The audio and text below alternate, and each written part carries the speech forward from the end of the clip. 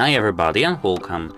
Today I have XMusic headphones and I'm going to tell you how can you easily pair them with your Android phone.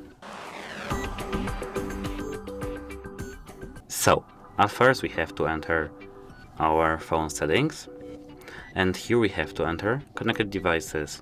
Now we have to tap parent device.